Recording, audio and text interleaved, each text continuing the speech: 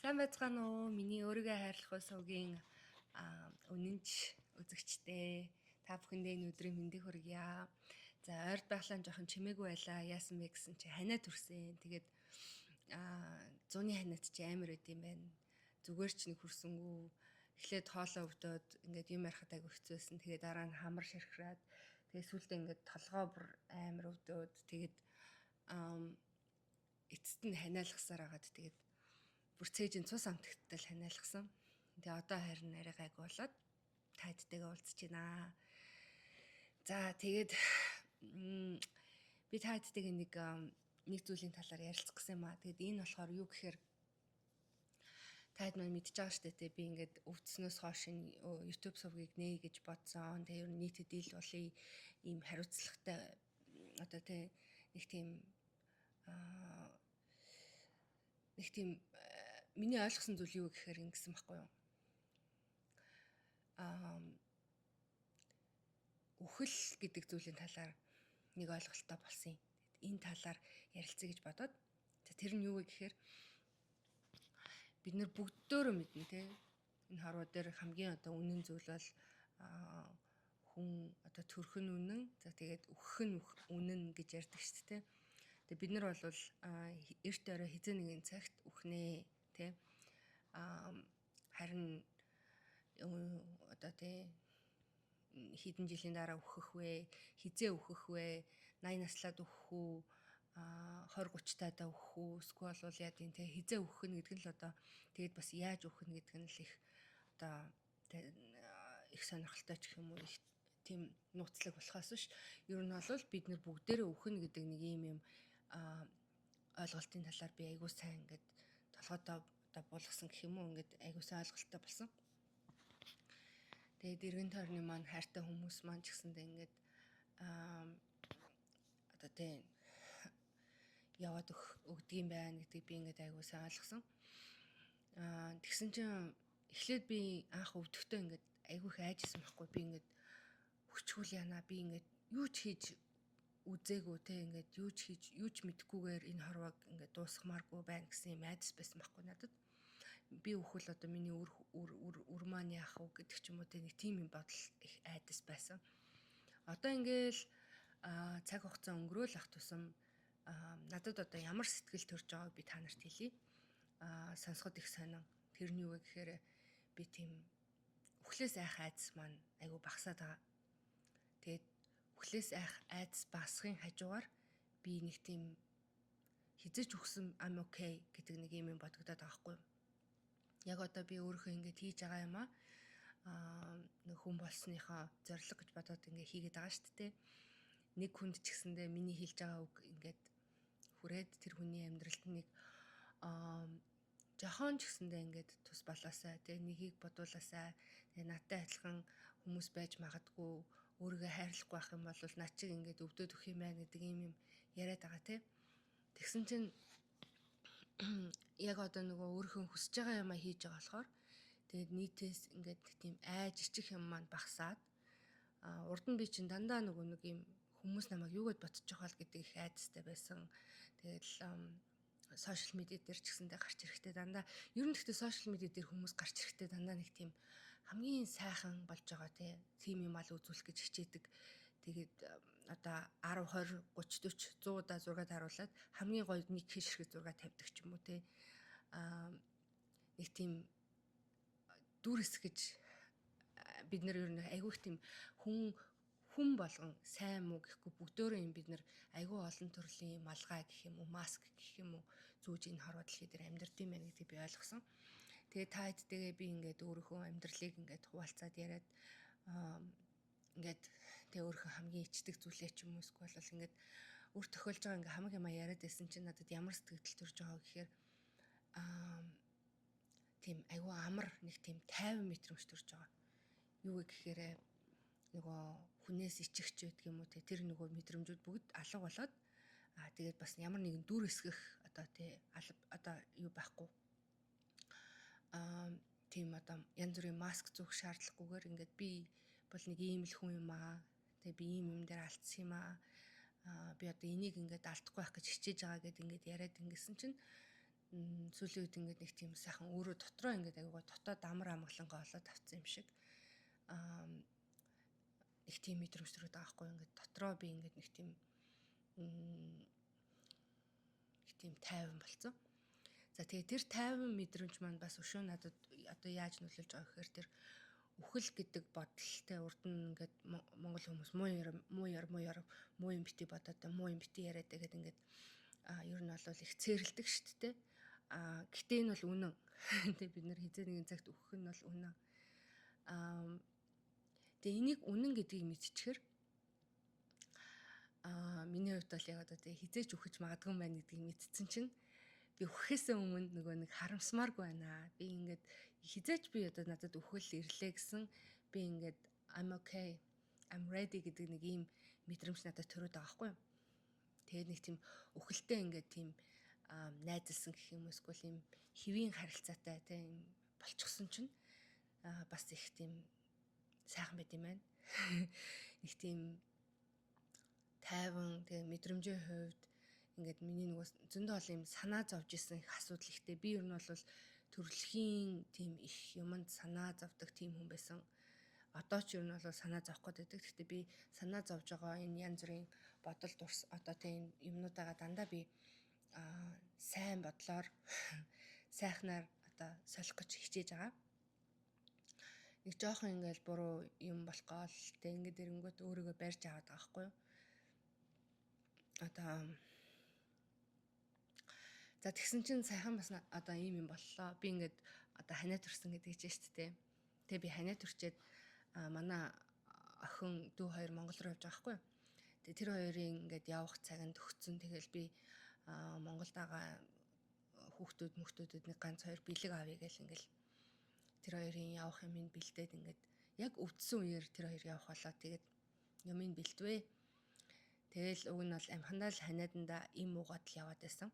Тэгсэн чинь улам л worse болоод улам л нөгөө ганц хоолоо өвдөжсэн бол хамар нь дараа нь толгоон тэгэл хамаг биеийн шархраал дээрэс нь ханиалгаад ингээд бүр улам л муудаад байгаа байхгүй. Тэгээд тэгсэн чинь би ээж автагаа уцаар ярьлаа Монгол руу. Тэгсэн чинь манай аав тэгнэ намайг чи нэг л их сүртэй өөрийгөө хайрлаа марлаа гэдэл юу яагаад байгаа. Тэгэд өөрийгөө хайрлаач гэж надад тэгсэн. Тэгсэн чинь миний бүр зүгээр толгойг ингээд юмар дун гэж зөгч байгаа юм шиг болсон. Тэгэл би ёо за би өстө болоог байна да. Өөрийгөө хайрлаа гэдэг. Тэгсэн чинь хайрлахгүй л байна да тий. Тэр хүүхдүүд яаж хийж байгаа л тэгэл явна штэ. Тэрэнд чинь нэг зүгээр сүр болоод одоо тэрийн юм хумын ингээл жин там бэлтэх гээл ингээл ийш тийш яваад байдаг. Өөрийнхөө биеийг бодохгүй байна да гэдгээ ингээд анзаарсан. Надад ингээд тэгж ханаа түрээд ингээд өвцсөн үед бол айгүй тийм амрах нөгөө нэг имчилгээ болдог те ганцхан юм уугаа зүгэрлэхгүй штэ. Тэгээд би нөгөө нэг ажилдаа бас буцаад орсон байсан. Тэгээд ажил дээрээ бас яаж чөлөө авах вэ ингээд юу атсан юм чинь дөнгөж ажил дээр орсноор чөлөө авалтаа нэш гээд ингээд өвчтөе мөртлөө ингээд дахиад ажиллаж байгаа байхгүй. За тэгэл им ууснаас биш өөрөөр нэг тэгж яахтар ханиаданда нэг юм юу байгаагүй. Тэгэл аавыг хэлсэн чинь шууд хүү би ч ингээ хариуцлагатай байхгүй болохгүй юм биш үү. Намайг ч бас хүмүүс ингээд харж байгаа юм байна. Нэг өөрийгөө хайрлая гэд ингээ яриад байдаг те.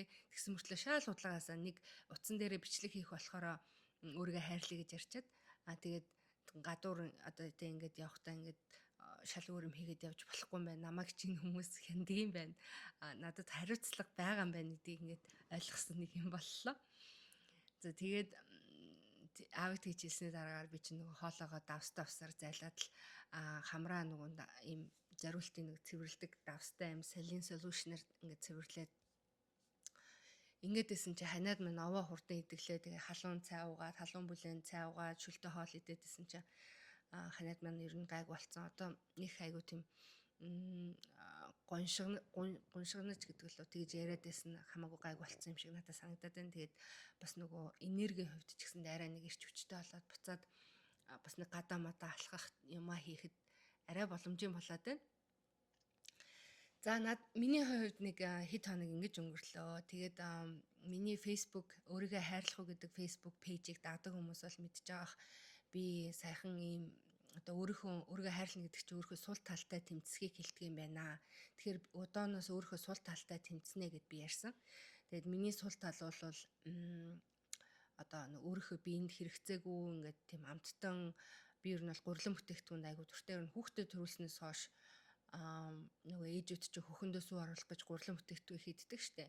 Тэгэл би чинь бүр ийм том нөгөө нэг Наша марка илүү нэг тийм нэртэй нэг юм орс бичэн байдаг штэ. Тийм бичэн ингээл урдаа тавьж байгаа л иддэг байсан. Анхандаа их дургүй байсан. Тэг сүүлдээ ингээд дуртай болоод тэр тийм гурилан бүтээгдэхүүнд айгуу дуртай болсон. Тэгээд тэр нь юусэн арилахгүй. Тэгээд өөр миний одоо дуртай юм трет гэх юм бол гурилан бүтээгдэхүүн айгуу хийддэг. Тэгэл хоолны дараа десерт айгуу хийдэх дуртай. Тэгээд өглөө гэхэд чинь заавал нэг ямар нэг уг нь өндөг иддэг ч гэсэндээ талхтай заавал иддэг. Тэгээд ер нь айгүйх талах гурилан бүтээгдэхүүн дуртай байхгүй юу. За тэгээд энийгээ ингээд хасъя өөрийгөө жоохон эрүүл хооллоё гэд би Facebook пэйж дээр юм хөдөлгөөн эхлүүлэх гэдэг үг нь нэг пост тавиал тэгээд өвдсөн байхгүй.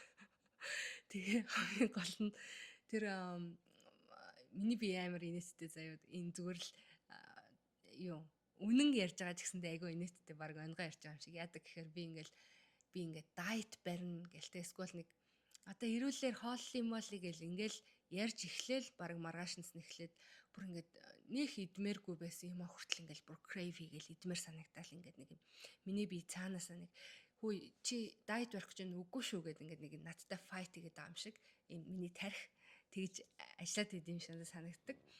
Тэгэхээр ямар нэгэн байдлаар дайет хий гэж толгойдоо бодгол юм бол тэгэл үргэлж ингээд бүтлгүйтдэг юм баггүй. Яагаад тэгдэв үү? Тэгээд за тэр яах вэ? Тэгээд гэсэн чи би одоо ерөөсөө дайет бол би барьж чадахгүй. Дайет угаасаа анх намайг нөгөө өвдөд хаалгаа хийлгээд гарч ирснээр дараагаар би ингэсэн байхгүй.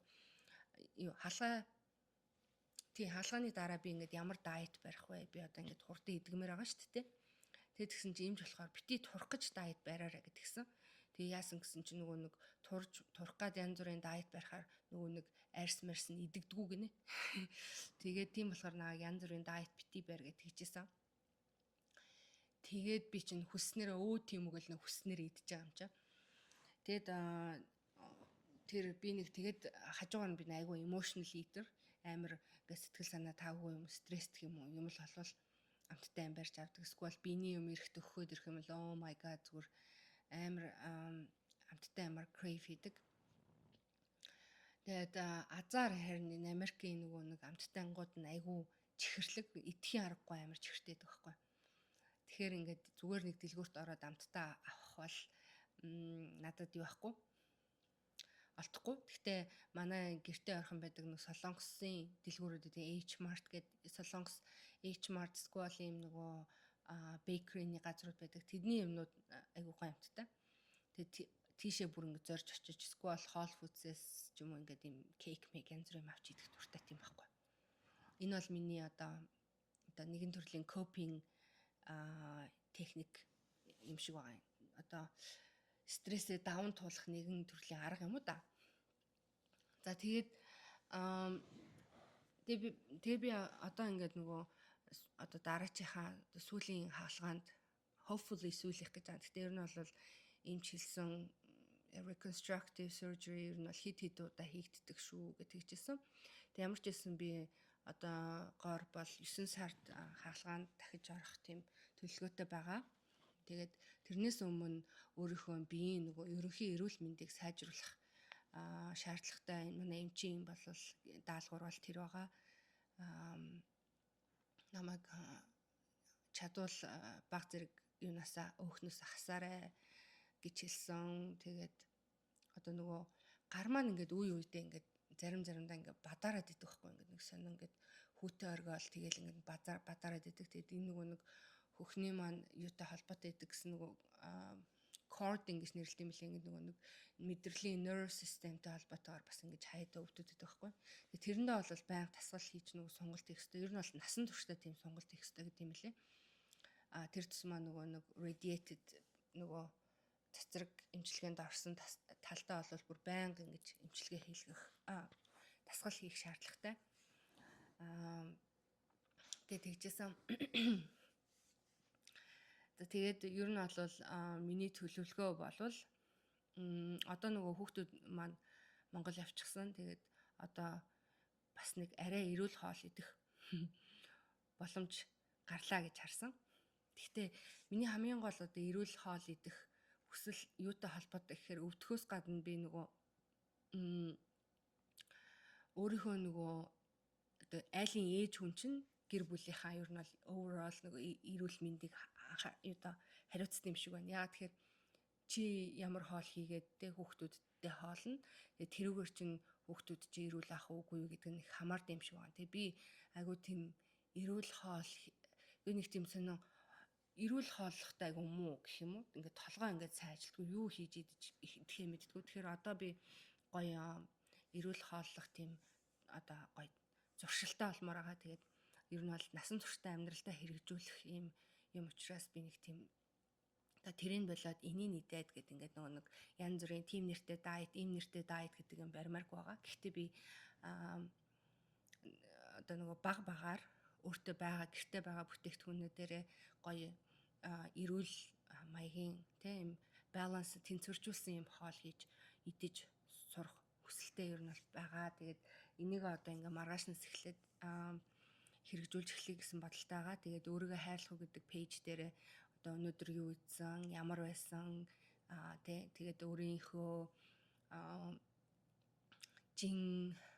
тэгээд одоо ийм маягаар эхлэе гэж бодож байгаа. Тэгээд нөгөө нэг хүн чинь сэтгэл санаагаар сайхан байхын тулд тэгээд одоо уур хуцаар багтаа байхын тулд угаасаа жингээ асахгүй болохгүй юм лээ. Эрүүл мэнд одоо эрүүл байх болон even нөгөө нэг сэтгэл зүйд нөгөө юу идэж байгаагаас хамаараад сэтгэл зүй бас өөрчлөгддөг. Нөгөө нэг хүний нөгөө хотоод гэдс чинь хоёр дахь тарих гэж бас ярьдэн шүү дээ. Тэгэхээр яалтчгүй л эрүүл би одоогийн байгаа өөртөө бол хайртай, маш их хайртай өөрийгөө би бол ингээ талент харахаар л үзэсгэлэнтэй сайхан харагдаад байгаа. Тэгэхээр би нэг тийм туурч мурах гээд байгаа даа биш. Одоо нөгөө хүнд үзэгдэх байдалтай турах гээд байгаа даа биш. Би зүгээр л өөртөө гоё эрүүл байгаад ямар нэг тийм тэргүй ингээд нэг жингээсээ болоод тэг ингээд айгүйх тэртэй ингээд ядраад идэх тэрийг хэл бэлмээр байна. Тийм болохоор ер нь бол одооноос ингээд янз янзын туршиж үзье гэж атсан. Тэгээд таад маань ч гэсэн ер нь л одоо 100 төгөхөөр эмэгтэй хүн болгон янз бүрийн дайет барьдаг шүү дээ. Ингээл гоё палачинда багтмаар байна, гоё нимгэн нойтой хувц өмсгөд гоё харагдмаар байна гэд. Тэгэхээр бүгдөө хамтдаа гоё эрүүл хооллож сурыг. Тэгээ би бас одоо яг нөгөө эрүүл хооллох дээр ингээд төвлөрсөн байгаа учраас би таадтаас гоё өөрийнхөө одоо тэ сурж байгаа, мэдж байгаа, сонссон, харсан тэгээ тийм юмнуудаас ингээд хуваалцаад ингээд явъя гэж бодож байгаа. Болж игэл чадвал одоо daily vlog маягаар тэгээд ер нь миний өдөр ингээд яаж өнгөрч байгаа тий энэ талаараа таадтайгаа хуваалцаад явна гэж бодсон. За тэгээд хамгийн гол миний өнөөдөр бас нэг ярих гэсэн юм юу байсан бэ гэхээр би таадтай баг өөрийн нууц ч гэх юм нэг юм хэлээ заяа. Юу гэхээр би ингээд өвдснөөс хойш ингээд сошиал медиа янз бүрийн дээр ийм одоо ил болъё гэдэг юм яриад байгаа тий. Тэгээд би ил бол ихээр би ингээд юунаас яаж эхлэхээ мэдгүйс ахгүй юу. Тэгээ нэг юм яаж юм чи юу ч мэдгүй байж ийж тэгээ юу хийгээд байгаа гэсэн юм надад бодогдоод байсан ахгүй юу. Тэгээ би тэрийгээ яах вэ? Тэгээд хажуугаар нь би ингээд одоо тэр 11 сар мараа үед ахгүй би ингээд хажуугаар нь ингээд нөгөө гэртээ ингээд ямар ч хөдөлгөөн хийхгүй айгааж угааж болохгүй, хуцаач ивэх гэж болохгүй, ингээд гадаач алхаад явж болохгүй ингээд ийм нөгөө юм хатуу ингээд дэглэмд ингээд гэртээ байх юм шаардлагатай байгаад тэгсэн чинь ингээд зүгээр суuna гэдэг бол зүгээр л үнэхээр амар нэг тийм миний хувьд бол амар хэцүү байсан. Ингээд хүний гарт орж байгаа юм шиг санагдаад тэгээ тэр зүгээр суухаа би ингээд яаж ашиглая гэж бодсон гэхээр ядаж өөргөө одоо нөгөө одоо хөгжүүлж байгаа те би өөрийгөө хөгжүүлж байгаа гэж бодох юм бол миний зүгээр суухаас миний сэтгэл санааны амар нөлөөлөх юм байна гэж би бодоод тэгэд тэгвэл чи YouTube хий гэд бодоод те ингээд ийм сошиал медиа юм хөгжүүлэгээ бодож байгаа юм бол чи тиймэрхүү юмныхаа талаар сураачтай гэсэн ийм бодол надад өөр төрсэн байхгүй. Тэгээд ийм юмны талаар судлаа гэдээ ингээд явж исэн чинь надад нэг асуудал гарсан. Тэрний юу гэхээр мөнгөний асуудал. Яа тэгэхээр би урд нь одоо өөрийн гэсэн бизнесээ нээгээд айгүй их мөнгөөр ингээд газар түрээслээд тэгээд тэрийгээд ингээд тогтчуулаад ингээд бүтээгдэхүүн авахаас ихсүүлээд ингээд бараг 10 хэдэн мянган доллар, 10 мянган доллар ингээд зарцсан байсан байхгүй юу. Тэгээд би Америкт ингээд айгүй олон жил ажилласан мөртлөө ерөөсө хураасан надад ямар ч мөнгө авахгүй. Нэг удаа Монголоос нэг найз маань холбогдоод над руу би чинь бөөн баяр ингээд намайг тоогоод тэг ингээд холбогдож байгаа найзтай баярлаад гэсэн. Удалгүй найз маань надаас мөнгө зөөлөж гайгуудаг байхгүй. Тэгсэн чинь би нөгөө нэг ичдэг одоо нөгөө нэг сонин юм одоо сэтгхүүгээрээ би ингээд найзаа ингээд найз нь мөнгө авахгүй штэ надаа хураасан мөнгө авахгүй гэж ингээд найзтай хэлэхээс ичээд тэр найзынхаа зүгээр л мессежийг игнор хийгээд тэр найзаа баг юу атсан. Нөө restrict хийсэн. Сошиал медиагаас одоо надаас тэр хүнээс мессеж авч чадахгүй болгоод тэгээд яагаад тэгсэн бэ гэдгсэн чинь нөгөө нэг бол одоо монгол хүний зан уу эсвэл зүгээр нийтлэг хүмүүсийн нийтлэг зан тэр нь юу гэхээр нөгөө хүнд муугаа харуулахгүй гэдэг. Тэгээд би тэр найздаа ингээд найз нь чамд мөнгө зээлж чадахгүй гэд хэлчихээр би нэг амар зовоод юм ядуу амьдраад байгаа юм шиг харагдах юм шиг санагдаад олон зовлон таачиж ингэж янз бүр болж явахаар зүгээр шууд юу ачи игнор хийчихгээд тэгээд ингэжсэн байхгүй юу. Тэгээд ингээд өвдөхөд ч гэсэндээ ингээл зөндөө их мөнгөний шаардлага гарсан. Тэгээд би ингээд ерөөсөө хурааж исэн мөнгөггүйдээ айгүй их хэцүү байсан юм. Тэгэл гэртээ суугаад ингээд нөх бүх ачааг ингээд нөхөртөө өрүүлээд ийм байх надад айгүй хэцүү байсан. Яагаад тэгэхээр би урд нь ганцаараа амьдардаг байхдаа бүхнийг өөрөө ингээд болгодог байсан. 7 хоногийн 6-7 өдөр нь ажилладаг байсан ч гэсэндээ би ингээд өөрөө мөнгө олоод өөрөө ингээд бүх биелээ төлөөд ингээд явдаг байсан болохоор миний тэр ажилладаг байсан нэг зовлон гэж харж байгаагүй. Тэгээд айгүй тийм окей байсан байхгүй. Тэгээд тийм байсан болохоор нөгөө нэг юу яасан ч ингээ гэртээ суусан чинь надад айгүй мөнгөн дээр айгүй хэцүү байдаг гэсэн нэг тийм хүний гарт орсон юм шиг. Тэгэд энэ мэдрэмж надад бас бодоод исэн чинь урд нь төрж исэн мэдрэмж байгаа байхгүй юу. Тэгэд энэ мэдрэмж хизээ төрж исэн гэсэн чинь миний жирэмсэн байх үед бас нөгөө нэг хүүхдэд төрүүлчихэд тэгээ яг тухайн үед би яг сургуулаа төгссөн байсан. Тэгэл хүүхдэд төрүүлээ сургуулаа төгссөн хүүхэд маань ялах. Тэгэл хүүхдийнхаа памперсны мөнгө их авч чадах. Одоо памперсны ч мөнгөгүй.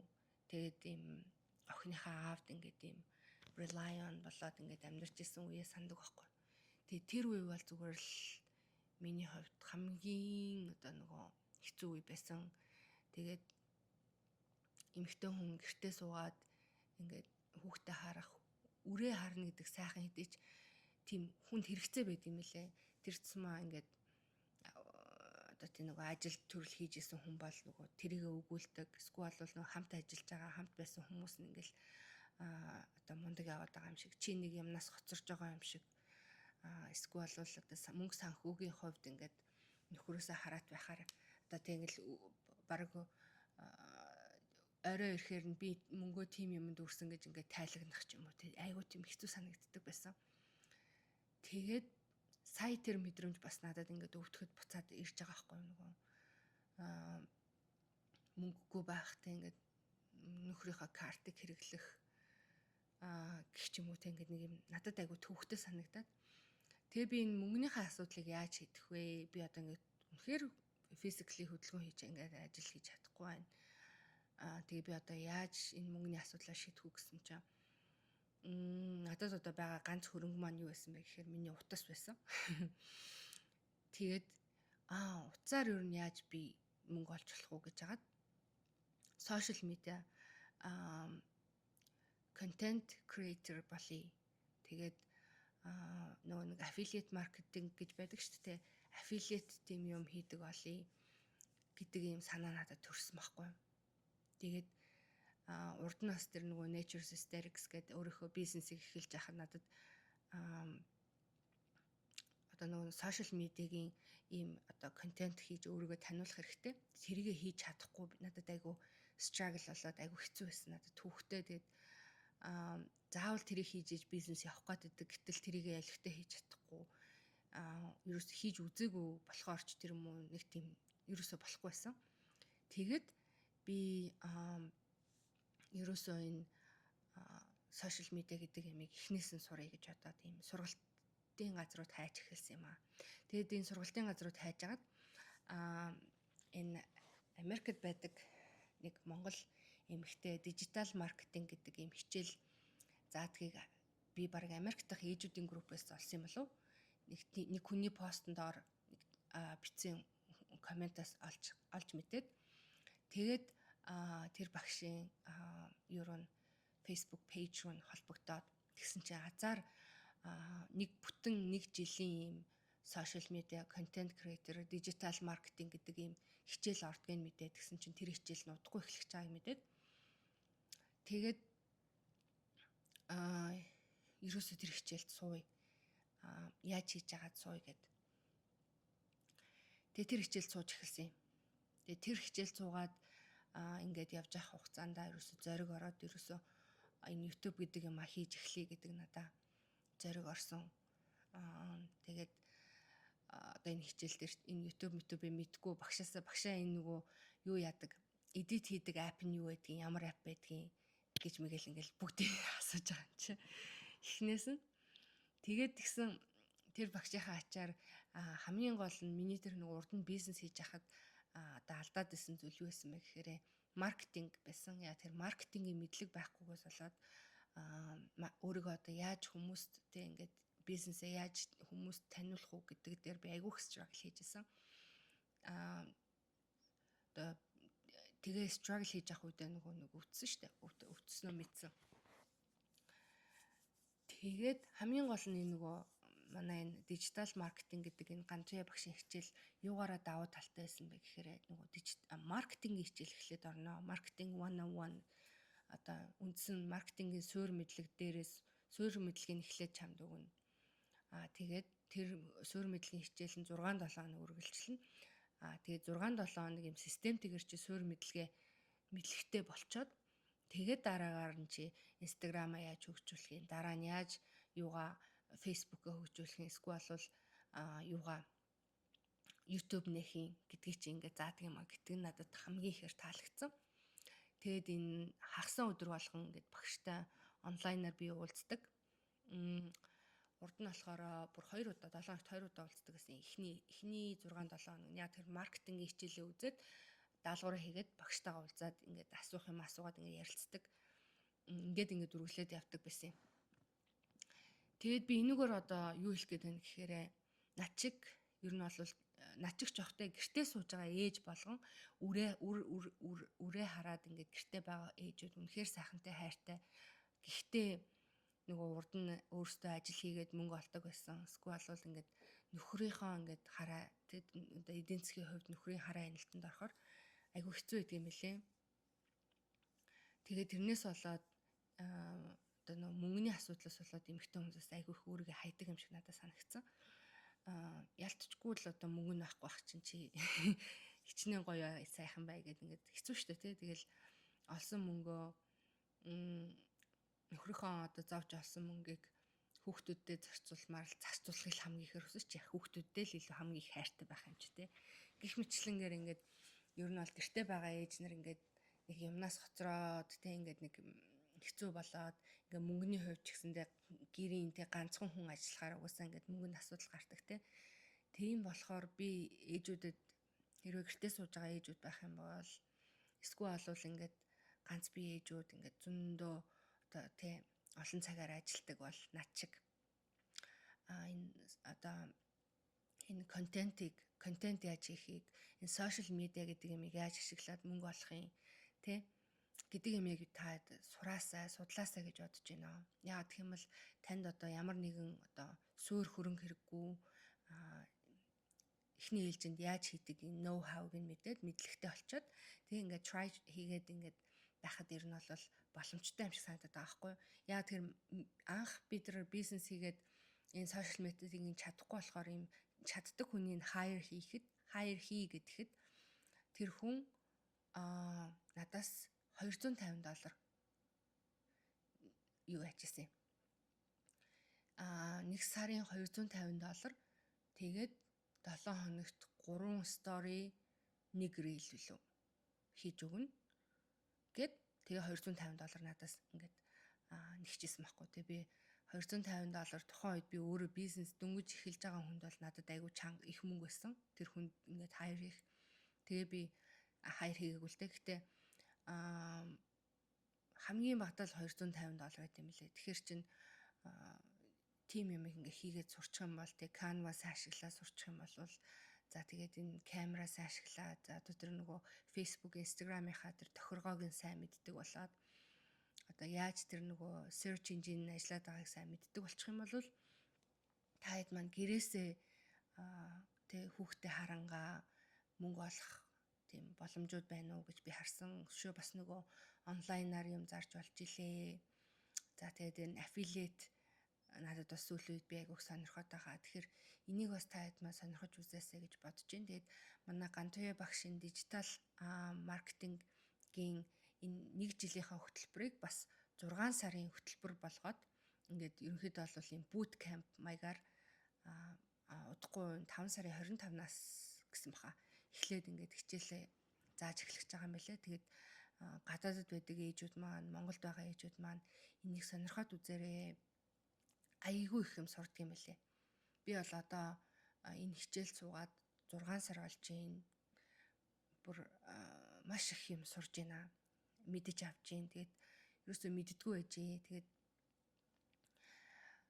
энд сурахаар нөгөө юмнаас хоцроод байгаа юм шиг мэдрэмж байхгүй болчихдөг юм байлээ. Тэгээд нөгөө ирээдүйдээ ихтгэлтэй болоод би юм сурцсан юм чинь энүүгээрээ ингээд ажил хийж болох юм байна. За тэгэл зөндөө олон янз янзын санаанууд гарч ирнэ гэдэгт би итгэлтэй. Зөвхөн би бол та хэдтэй зөвхөн энийг ингээд ажилуулад ийм хийж болох юм гэж яа та бол бүр зөндөө олон янзаар нь ашиглаж болох юм байхгүй. Энэ бол одоо ялтчгүй л одоо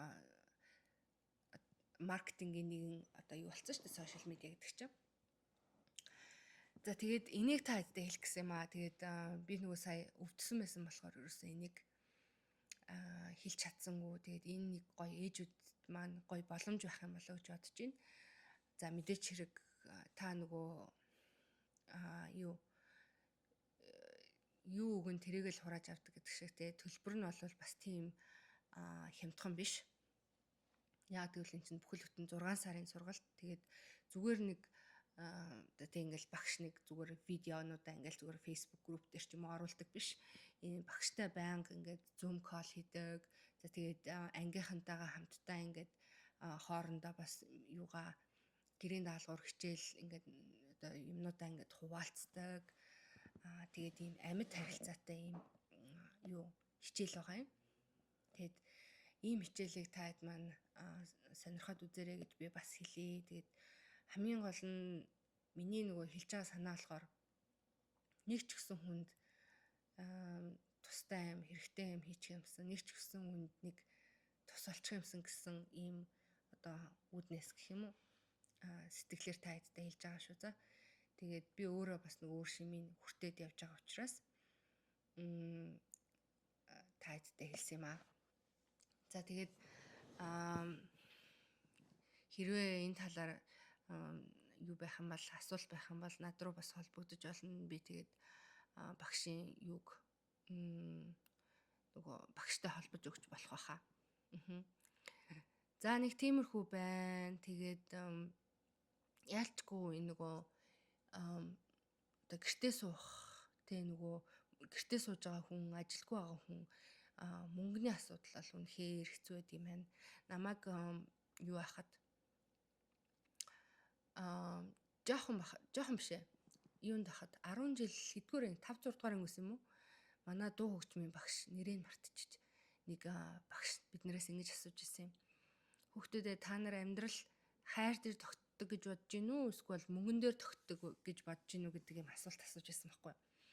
Тэгэл би тухайн үед зүгээр өстө 100% багш амьдрал чи хайр нэрэл тогтно штэ. Хайр байхгүй бол мөнгөтэй байгаад яах юм? Та энэ баян хүмүүсийг хараач тий. Бас нэг тийм аз жаргалтай амьдарч байгаа хүмүүс байхгүй штэ. Тэгэхээр хайр бол амьдралд хамгийн чухал гэд би ярьж байсан байхгүй.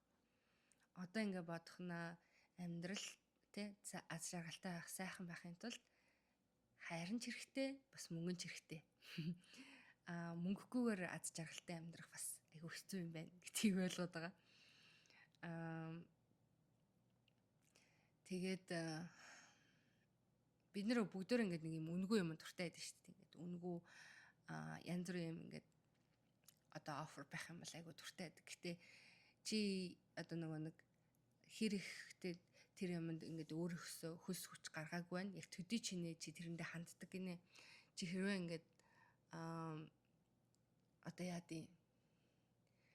Одоо би нэг юм яриа л та. Ингээд нэг юм тураах юм байлаа гэж бодъё заяа. Тэр тураах одоо тэр тасгалжуулагч нь та хэдэд ингээд юу яа үнгүй хичээл заая гэдэг юм бол хүмүүс тийм үнгүй юм за тэгвэл ашгүй явъя гэж бүртгүүлцдэг. Тэгсэн мөртлөө үнгүй учраас тэрэндээ явдггүй. Тэр хүний за одоо тэдэн цагт тийм дасгал хийгээрээ ийм хийгээрээ гэхээр нөгөө өөрөөс чинь мөнгө гараагүй өөрөөс чинь ямар нэг юу гараагүй учраас хүчин чармалт гараагүй учраас тэр юм ингээд юу ачдаг юм байна л да. Ингээд хайчдаг гэх юм уу ингээд өнгөрчдөг. Харин та тэр одоо дасгалжуулагчид цагийн $100 байдаг юм уу? Эсвэл бол яа дий ингээ мөнгөө өгөөд сурж илаа гэж бодъё л та. Тэгэх юм бол бүр ингээд өөрийнхөө мөнгийг өстой worth it байлгахын тулд өстой хамаг чадлаараа ингээд хичээж нэг одоо хийдэг нэг юм хүний юм сэтгхүү гэх юм уу нэг юм байдаг. Тэгээ та юу төлнө одоо тэрийгэ хурааж авдаг гэдэг л үү. Нэг тийм байдаг штэ. За тэр сүүлийн үед энэ Монгол зөөр цэцөөгүйг нь ашиглах га ядаад байгаа боловч нөгөөдгөө ингээд зөв хэлж чадахгүй маа. Тэгээ нэг тийм байдаг гэдгийг би бол өөр дээрээ ингээд туршижсэн байхгүй. Тэр нэг үнгүү гэсэн юмнууд Facebook дээр ингээл юу манай группт ороорой үнгүү гэсэн юм зөндөө байдаг шүү дээ. Тэгээ тэр үнгүү юмд нь орчхоор ерөөс тоохгүй. Хэрэг чи мөнгөө төлөөд одоо хаалттай групп ч гэдэг юм уу те тиймд нь орохоор өстой мөнгөө төлцсөн учраас өстой бүгдийг нь үзэл ингэдэг ийм юм байдаг юм билэ. Тэгээд тийм болохоор хүний тарих ер нь үнгүй юмд ажилтгүй гэдгийг аягуулсаа ойлгосон. Одоо би жишээ нь тэр хичээлийг хэрвээ манай багш үнгүй ингээд заана гэсэн бол би нэг тоохгүйсэн баха. Энэ үнгүй зааж байгаа юм чинь их ойлгохтой биш байх гэд.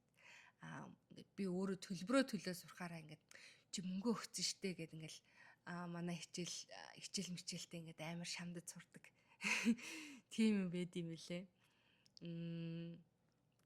Тэр бас их тийм бидний тарих нэр айгу сонио ажиллаж байгаа шүү тий. За ямар ч хэлсэн манай энд одоо халуун болоод эхэлчихсэн. Тэгээд нэг бол өглөө эртүү босч гадаа гарч алхах, үгүй бол орой ер нь нэг нар буух үеэр гадаа алхахгүй бол ер нь л өдөртөө бол айгу халуун болоод байгаа. Нэг тиймэрхүү байгаад байгаа. Тэгээд сая би нөгөө бас гадаа алхачаад орж ирсэн. Тэгээд нүс ингээ ар заацсан. Гадаа нөгөө юу байна? Цагаагаар нь humid байгаад байна. Тэгээд би нөгөө манай аав буржгар үстэй. Тэгээд ийм аавынхаа үрсийг дүүрээс нэг ийм долгионтой ийм арчгар үстэй. Магадгүй богинохон байвал миний үс яг аав шиг бурж явах. Тэгээд гадаа сая алхаж орж ирчээ. Тэгээд ойр тайддаг яриаггүй. Тэгээд энэ сайхан мэдээг дуулгая. Тэгээд яг нэг гэртээ суугаад нэг эсвэл бол ингээд нэг нөхөр мөртөг юм асуудалтай ээжүүд байгаа л да. Одоо нөхөр нь ингээд тэглээ инглээ эсвэл тоохгүй байна гэсэн ингээд тэг тийм үед ер нь бол би өөрөө өөртөө л анхаарах юм байна. Өөрөө өөртөө анхаарал тавих юм байна гэдгийг л айгуусаа ойлгоод байгаа. Өөртөө анхаарал тавиал одоо нөгөө өөрийнхөө хөгжүүлэх юмдаа анхаарлаа тавиал өөрийнхөө гоо зүсэндээ анхаарлаа тавиал ингээд өөрийгөө арчлал ингээл ирэхээр нөгөө нэг холдоод байсан нөхөр чинь өөрөө буцаад ирэх. Үгүй болвол тэр нөхөр чинь үнэхээр тийм юу яатсан хүн болвол та өөрийгөө хөгжүүлж байгаа. Тэгээд бие даагаад ингээд ингээ амьдрах боломжтой болох юм шиг санагдаад байгаа хгүй. Тэгэхээр ер нь бол гадны ямар нэгэн зүйлээс нөлөөгүйгээр аз жаргалтай байж сурах, гадны ямар нэгэн зүйлийн нөлөөгүйгээр ингээд өөрийгөө авч явах, independent байх гэдэг л ер нь маш чухал юм байна. Таны аз жаргал таны амьдралд хэн нэгэн хүний ингээд оролцоогүйгээр та өөрийнхөө амьдралыг ингээд авч явах, амьдралаа ингээд аз жаргалтай байлгана гэдэг л одоо миний энэ өөрийгөө хайрлах гэдгийн бас нэг одоо маш том илрэл юм болов уу хэн нэгэн хүнээс хайр гуйх биш өөрөө self resource одоо нөгөө одоо өөрөөсөө тэр нөгөө хайр нундарч идэг, өөрийгөө хайрлж идэг тийм л баймаар байна. За тэгээд та хэд маань сайхан эерэг энерги бусдаа түгээж өнөөдрийг сайхан өнгөрүүлээрэ. Тэгээд миний өнөөдрийн яриа таалагдсан бол бас лайк дараарай. Тэгээд бас хэрэгтэй хүнд нь subscribe хийгээрэй. Тэгээд ямар ч гэсэн байглаа нь өдөр болгон хичээж байгаа. Өдөр болгон би ингээд өөрийгөө өчигдрийн байгалагаас арай илүү дээр байгаад байгаа юм шиг санагдаад ингээд өдрөөр их тусам амьдрал маань арай гоё илүү чанартай болоод байгаа юм шиг, илүү баяр баясгалантай болоод байгаа юм шиг ийм мэдрэмж төрөөд байгаа. Тэгээд та хэд маань ч гэсэндээ надтай адилхан өдрийг одоо өдөр болгоныг сайжруулж, өдөр болгоныг өөрийгөө хайрлж ингэж өнгөрөөгөөрэй гэж ерөөё. Ингээд түр баяртай бас нөгөө комент хэсэгт надаа ингээд сэтгэлээ үлдээж байгаа хүмүүстээ маш их баярлалаа. Би та хэдийн коммент уншиж байгаа. Тэгээд одооноос ингээд тогтож ярьж байна. Гадаа гараад ингээд уг нь бол гадаа гараад ярих нь надад их гоё гэдэг. Яа тэгэхээр ингээд толгой сайн ажиллаад тэгээ ярьдаг. Гэтэ та хэдийгээ хүндлэн одоо тогтож сууж агаад ингээд ярьж байна. Тэгээд намайг сонсдогт маш их баярлалаа. Өдрийг сайхан өнгөрүүлээрэй. Түр баяртай.